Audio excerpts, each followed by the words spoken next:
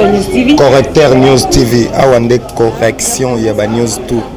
Donc Awande on assure quoi. Suivez Correcteur News TV.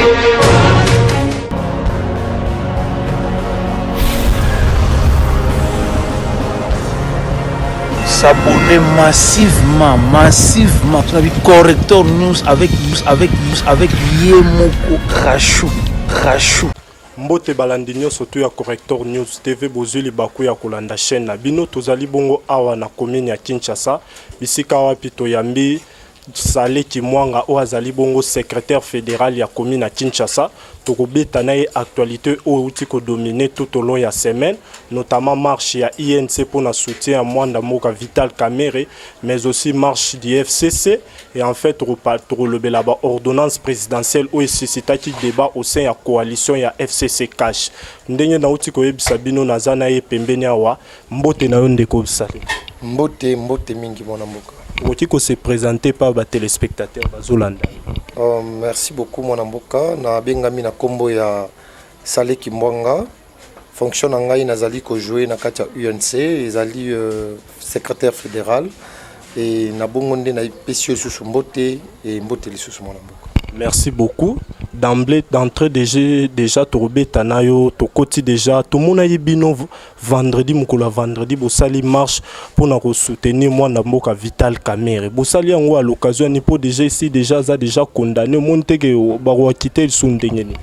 Moi Namboka, on est fona bonga mana kiti na ngai moke. Moni, moi Namboka Vital Kamerhe. Ali motomoko ya lingi mboka o makasi. Ali motomoko boye ami pesa bomo ina jeunesse na ina mboka o. Ya ko condamner injustement modèle wana sans preuve. Yango pesa ki biso pasi mingi bana mboka ya UNC. Pe bana mboka mususu ya ba société civile. Tolobi ke batona balingi Congo te. Tolingi état de droit, mais tolingi état de droit à la manden batute. Ya koluka ko créer procès moko boye zala purement politique pour na koluka ko condamner mwana mboka Vital Kamerhe biso ba kongomani ezaka ko zala UNCT parce que ba oba marcha ki zala ki UNCT ezaki ba regroupement associatif nde ba sanganaki pour na ba soutenir mwana mboka Vital Kamerhe. Mais maître yozolo ba mouvement associatif mais la plupart biso tout au monde eza ba militant ya INC bazala yina ba drapeau na be Fiji mais na mona yi batu misusu te. Non, sengeli ko kabola makambo. Soki toyebi ko kabola makambo e ko sunga biso makasi. Marche ezalaki ya ba regroupement associatif. O esutenaka Vital Kamerhe. Ngai nazaki na kati ya marche. Soki motamoni elongi na ngai ya koloba ke non, eza militant yense ko marcher? Non. En dehors ya kozala fédéral, nazali mwana mboka, nazali congolais. Oyo pe na lingaka honorable Vital Kamerhe. Nabima kitake leader d'opinion. Et non na yaki ko engager UNC. Okope komona bana mboka mususu ya UNC obino boyebi na baitando eke bazala ki ona pona ko soutenir leader na bango ba soutenir ka leader te mais ba soutenir congolais o yazali victime na complot moko ya koluka ko écarter to kolongoyi na ba droit na ye. C'était ça. Merci beaucoup. Tolo banano lisolo tozo mona c'est comme si INC bomi un peu moins rapprochement na FCC tomoni lobby Nemi Mouilania o azali bongo coordonnateur du FCC ate ko rendre moi na mboka Vital Kamerhe visite na prison Makala.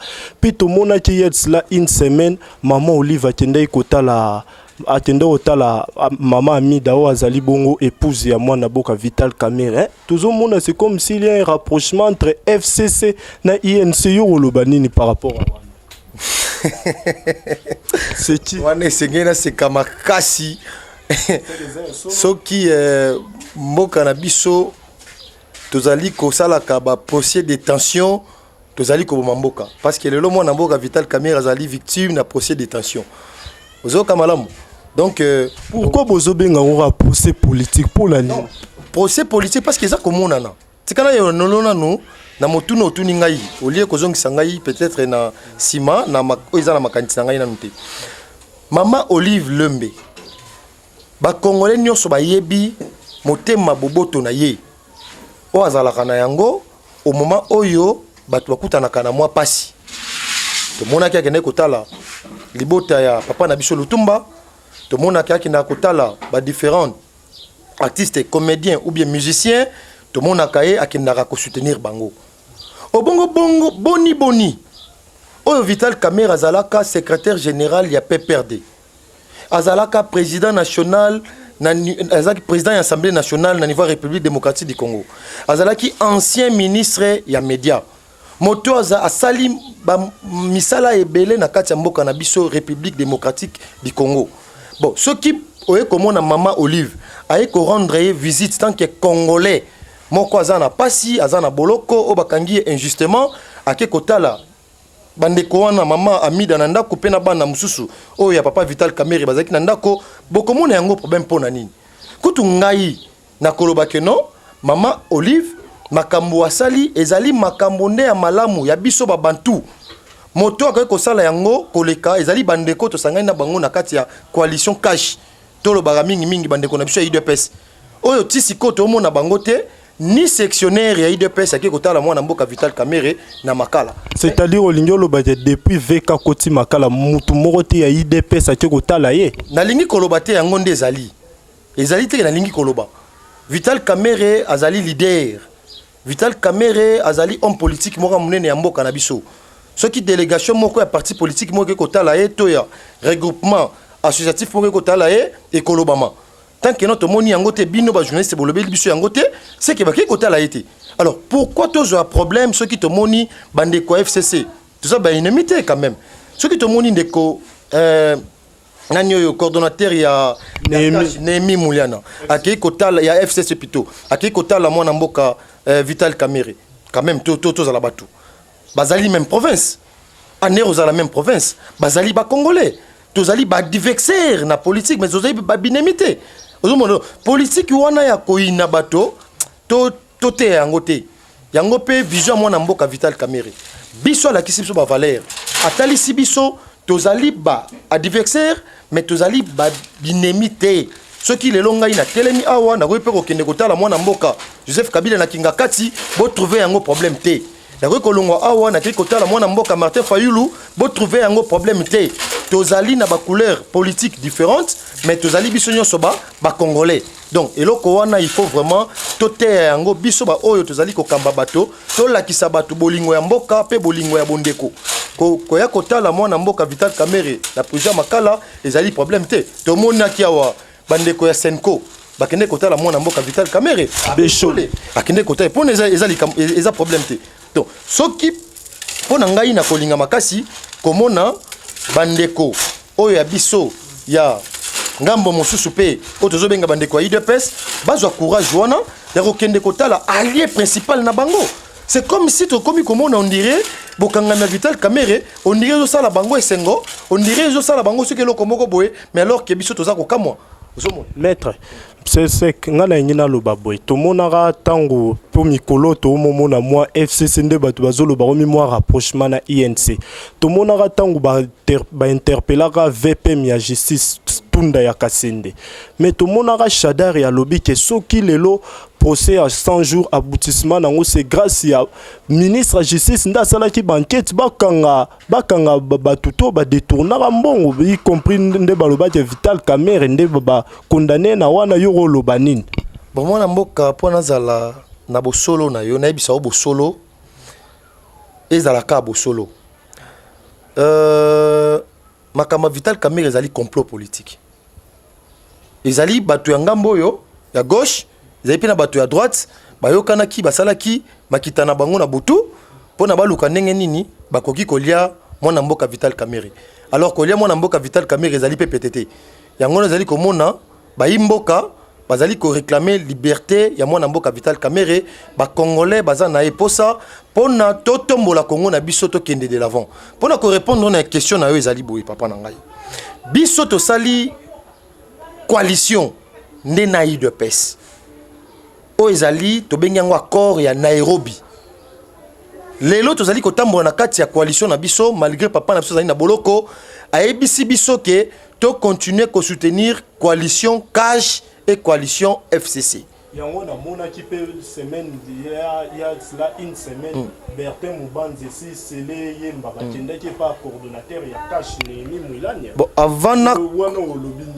na comme place wana senge na limbola malamu parce que sozo katanga maloba et qu'on a recouté bana mboka malamu te parce que question tout les amotu ya makasi lobi nanga nde INC et se rapprocher mingi na FCC non biso jamais to ko se rapprocher mingi na FCC tozali na kati ya politique tozali babinemi te boya kotala biso na pas na tango ya pasi ezalo ka biso to kufeli tozala bilo komisa to esala ka moto pasi na kati ya bomo inayi ceux qui monta belisi ceux qui monta kufeli ceux qui monta kotisi moto makala bilo komisa to wana moto asenga alingaka bato baya kotala ye mais ceux qui batona moko bazoya kosala yango te et que ba paya bazoya kosala yango okobenga na bango te ezali lokola moto azana likama atika rapport na epolele pona ayamba bato bakoyela ye lisungi ezala financière ezala morale est-ce que tozo kana malamu donc ezali na lolenge wana nde biso tozali koyamba bana mboka ya ngambo ya FCC ezali teke biso tosangani na bango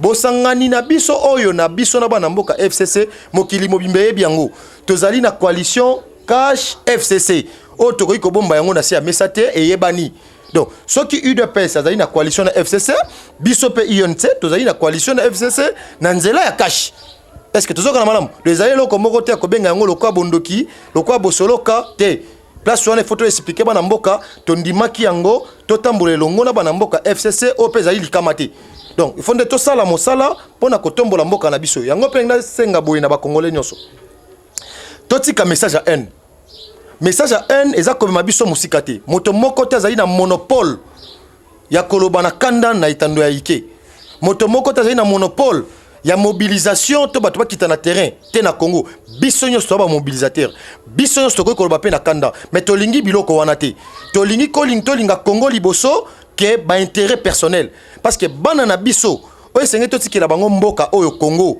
toti ko vivre 60 ans de souffrance toluka kotiki la bana biso te 60 ans après encore bas en 60 ans de malheur non toluka kosala ke toza na 60 ans de bonheur pour na Congo na biso et puis bana biso tango bakoya bako pesa biso longonia baloba ke ba hériter loko moko ya malamu pe mboka moko ya kitoko.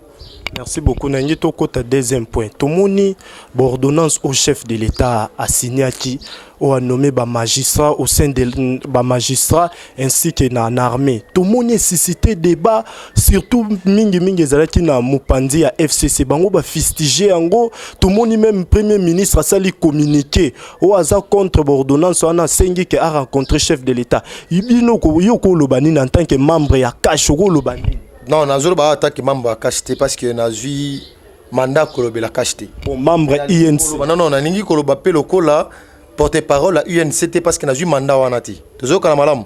Na ningi koloba lokwa congolais. Mboka itambolaka na mibeko. Lokola tozali na kati ya coalition batambusaka mboka na boyokani. Soki tomoni mokonzi mboka a nommé ezali na bokonzi na ye ya konome. Mais à la capé na boyokani na moi lisolo entre ye na bandeko o bazali kotambusa mboka elongo ezali modèle wana mais maître armée tant ou totanga nomination au sein armée et à la sur proposition au conseil supérieur à défense et aussi na magistrature et sur proposition au conseil supérieur à magistrature mais où est commis na armée na FC na armée na justice il faut FCC ba fandal ba solo la eza bongo te ndeko bomé mabana mboka na RRT et décision ya mboka eutaka na conseil des ministres tango mona ka mokonza mboka ke na ko participer na réunion ya ba ministre ezateke pas comme ministre non mais azali tata ya ekolo o esengeli lorsque tozali kozwa ba décision ya minene ya mboka ye pas ala wana pona tozwa yango na boyokani eza na ngambo ya gouvernement eza na ngambo na tata ya ekolo poto loba elobeli moko. Alors même temps bazali ko pesa ba kombone ezali ko uta bisike ezali ko uta esengeli basolola yango na ba réunion na bango bakota kawana ba conseil des ministres o ngana to kota kate nde na bongo nde la kisaka boyokani pe botambisi mboka ya malamu parce que esengeli toujours premier ministre a contresigner na c'était ça modèle wana ce qui premier ministre a contresigner na c'était c'est kazali na sinate mais ba choix wana ezali ba choix ya mokonzi ya mboka kolandisama na bo konzina ya zana yango mais azali kotambusa yango pe kosala yango na ba congolais o bazali ko accompagner na kati ya mosala wana. Premier ministre azali soldate, azali civil, azali un homme d'état, azali un politicien. Mokonzi ya mboka yende moto azali likolo ya ba mapepinga nyonso ya mboka na biso. Azali likolo ya ba juzi nyonso ya mboka na biso. Ezali na yende moto esengeli ko tia bato wana na mosala. Do ezali na premier ministre te. Mais ezali na boyokani na lisanga ya bolingo ya mboka pona kosala makambo wana ekende na lolenge o esengeli pona mwa makelele ezala te. Omoni bande ko FCC basiliki pona nini? Basiliki parce que bamoni esiko esengelaki premier ministre a signé. Premier ministre a signé te bakei ko pesa yango ministre intérieur.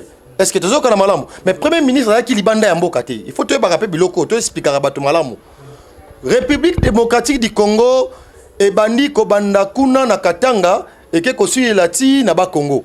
Biso nyonso tango zomona mondelo wana ndezo sala ebengama République démocratique du Congo. Ce qui moto alongwe un premier ministre alongwe awa na Kinshasa akena bandundu azali banda ya mboka te azana kati ya mboka.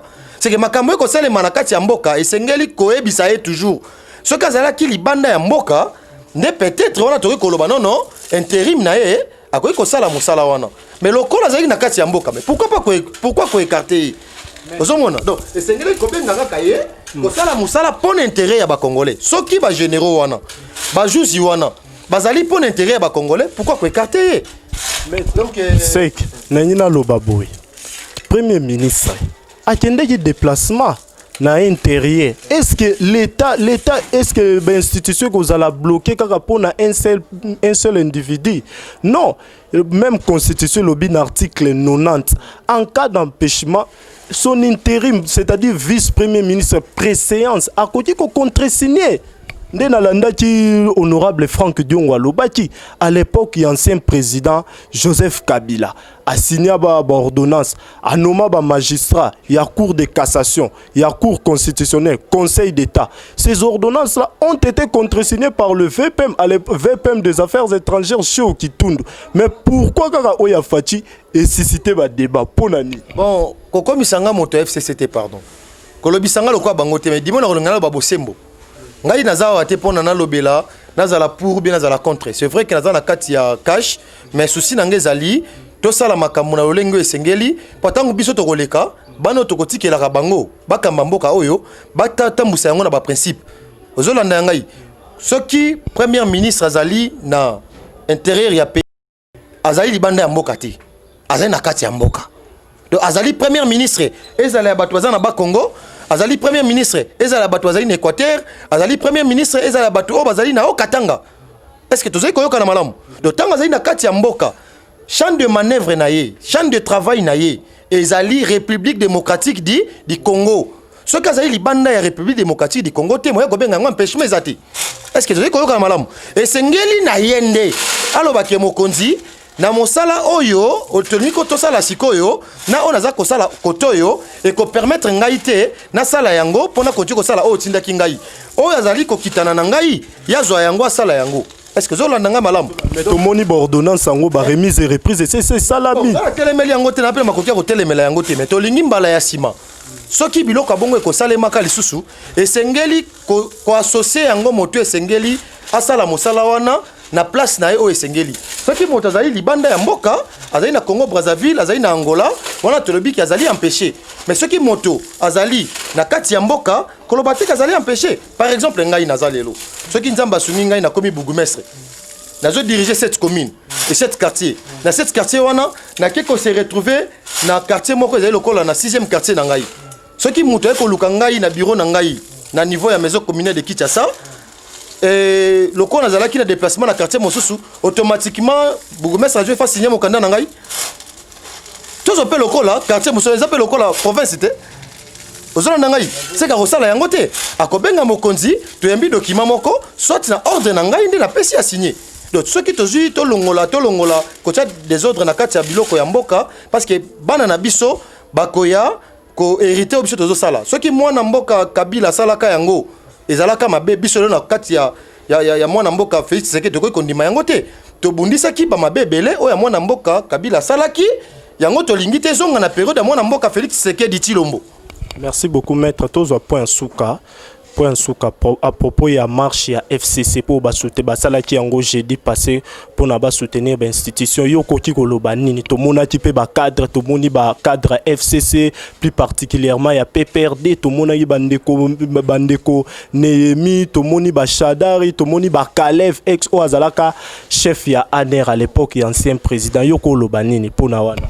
Bon nga naza na sengo makasi parce que bato banaka kokita liboso na nzela te mais lelo bakomi kokita na nzela bayoka pe mwa pasi ya lit neni basalaka lit na politique parce que biso tosali yango mwa ntango molai tomeli bagazi ntango molai kutu ya biso moko ape awa totie susu kotambola na nzela mais oyo esalingaka esengo ezali ke démocratie de marche oyo tobandaki koluka na ntango ya mwana mboka Kabila ezalaka mpenza te mais mwa moke ekomi komonana na tanga mwana mboka Félix Tshisekedi Tshilombo azali mokonzi na biso ya cash mais na lingelo ko ngwe fungwa malisusu ozolanda mais congolais nyonso azali na droit ya ko marcher esika o ya moni makambo za clarté makambo etambola malamu te na bango pe bandeko ya FCC ba place ba monaki ke makambo etamboli malamu te wana etali bango na message na bango to monaki ba revendikaki makambo etali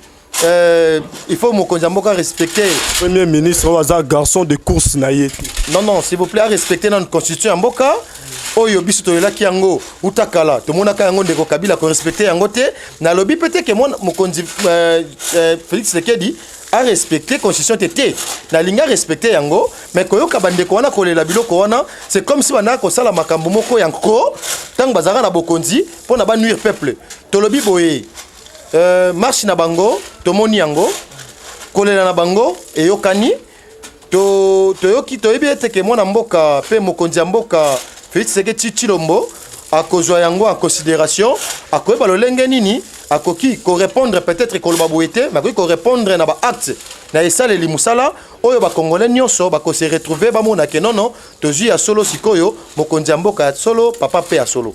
Merci beaucoup mwana mboka na ngina zo lilobano asuka ezani.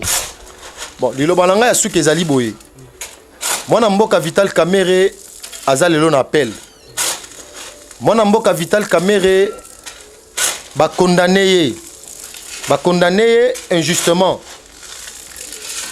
to remarka ki ba allié na biso koyaka koyembaka na baso de mouton o to bandaka kota mwana mokonzi mboka ke mwana mboka Vital Kamerhe moyibi mwana mboka Vital Kamerhe moyibi mwana mboka Vital Kamerhe moyibi pendant ba mois ebele njoke ezalaki ba bandaki ko préparer pensée pe conscience ya peuple lorsque ba koya ko kosa condamnation ya lokuta oyo batie yango na mutu mwana mboka Vital Kamerhe emeka kokole biso ba imboka oyo pe tolingi mboka oyo tolobi boye justice na vérité etambolaka ensemble botika lokuta botika kotambola na ba message oyo ezala ba politique pour la bomema yango na niveau ya justice oyo biso to continuer ko bundela yango na ebisi ba congolais bo croire na mwana mboka Vital Kamerhe na ebisi bana ya commune ya Kinshasa bo croire na mwana mboka Vital Kamerhe na nzela ya mwana mboka Vital Kamerhe na lutte na ye ya koluka kotombola Congo ensemble na bino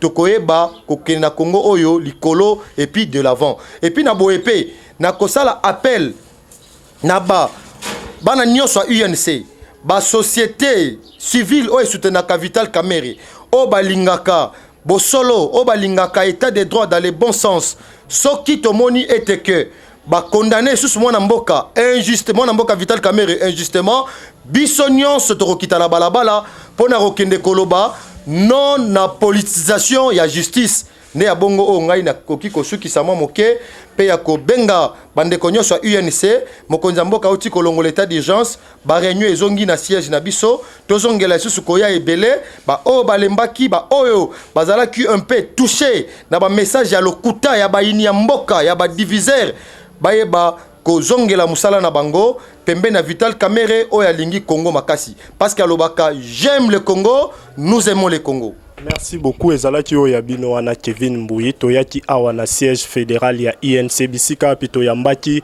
Saleh Kimwanga o azali secrétaire fédéral ya Union pour la Nation congolaise parti cher à l'honorable Vital Kamerhe. Merci na balandi nyonso surtout ya Corrector News TV là na pesi mbote na coordonnatrice nanga Rachel Chakou Rachou la caramel autrement appelée comme ça mais aussi l'ensemble de la rédaction. Na moni wana Jocelyne Moussaou, na moni wana Dieudonné Maweja, na moni wana Lissi Milomba, mais aussi na pesi mbote na Joël Babengi, Olga Babengi, Feli Babengi, Denis Babengi, Daniel Babengi, mais aussi ma belle-sœur depuis la Finlande, Nadine Sadiki. Mbote na bino nyonso to boza na France, États-Unis, Londres, Cape Town, Durban, na pesi bino mbote balandi nyonso to ya Corrector News TV.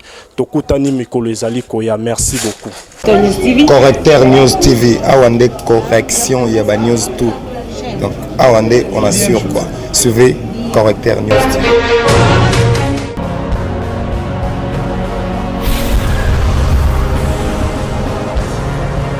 S'abonner massivement. Tu as vu Corrector News avec Yemoko Rachou.